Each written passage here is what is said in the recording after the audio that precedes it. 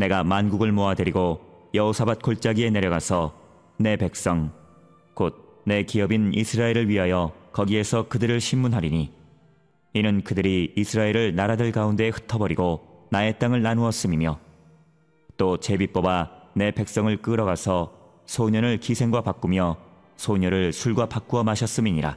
오늘 생명양식은 요엘서 3장 1절에서 12절 말씀인데요.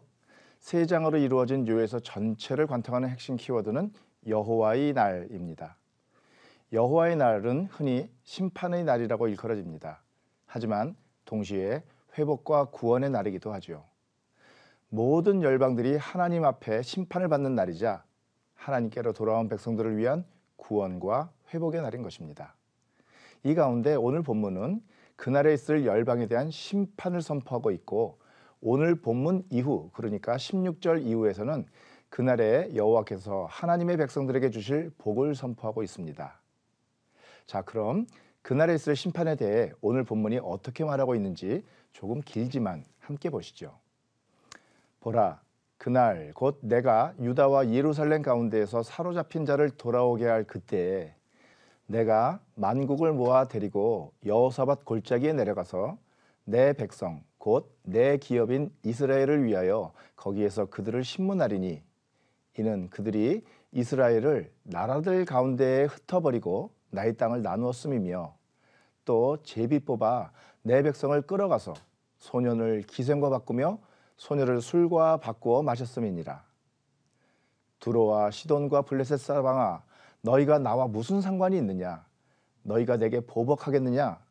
만일 내게 보복하면 너희가 보복하는 것을 내가 신속히 너희 머리에 돌리리니 곧 너희가 내 은과 금을 빼앗고 나의 진귀한 보물을 너희 신전으로 가져갔으며 또 유다 자손과 예루살렘 자손들을 헬라 족속에게 팔아서 그들의 영토에서 멀리 떠나게 하였음이니라.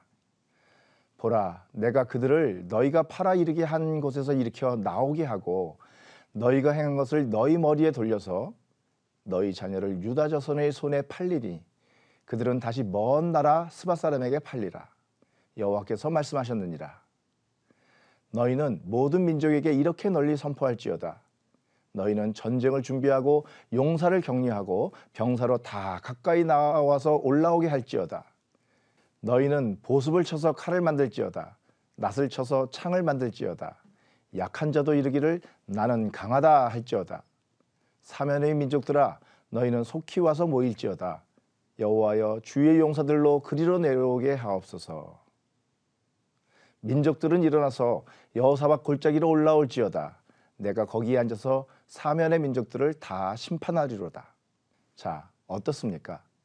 하나님께서는 모든 열방, 모든 민족들에게 심판을 선포하고 계십니다. 그 이유도 밝히고 계시죠.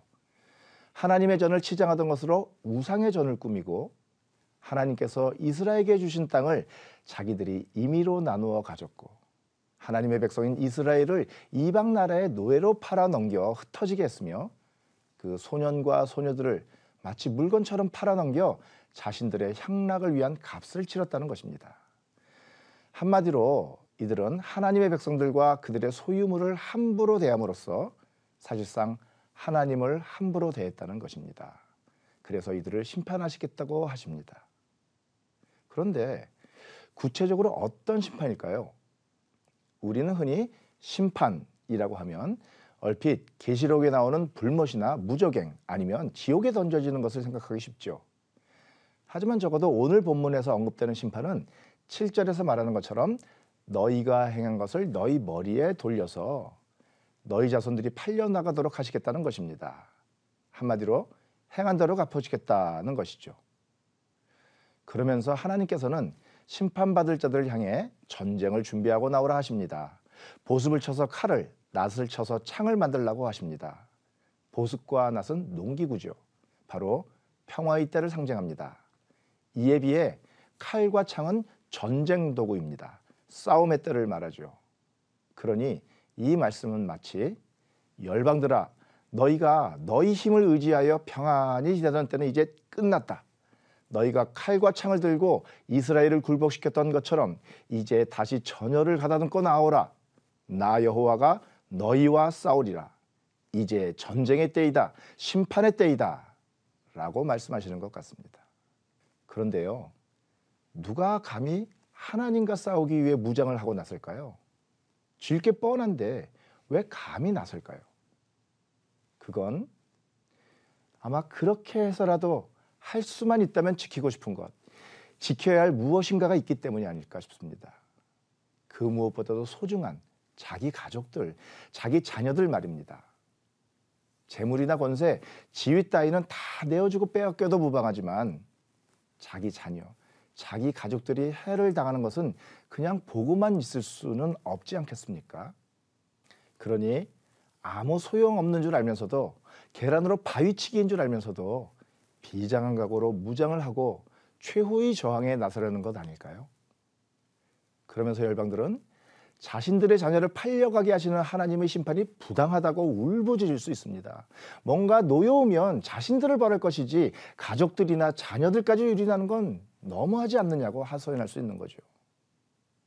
그런데 하나님께서 그렇게 하시는 이유는 그들이 이전에 똑같은 죄를 범했기 때문입니다. 그들이 이건 너무너무 부당하다며 눈물로 호소하는 바로 그런 일을 그들 자신이 다른 누군가에게, 바로 하나님을 경외하는 사람들에게 가하는 죄를 범했기 때문입니다.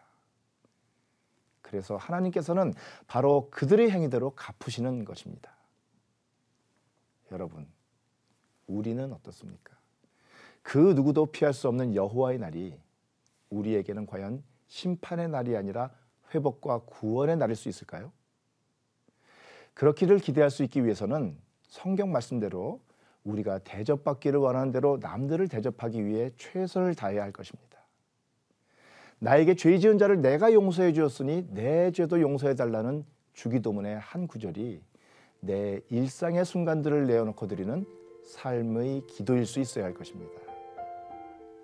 나에게 소중한 것은 남에게도 소중하고, 내가 아파하는 것은 남들도 아파한다는 것을 마음에 새기고 실천해서 여호와의 날에 심판이 아니라 구원과 회복의 은혜를 받아 누리는 우리 모두가 되시기를 바랍니다.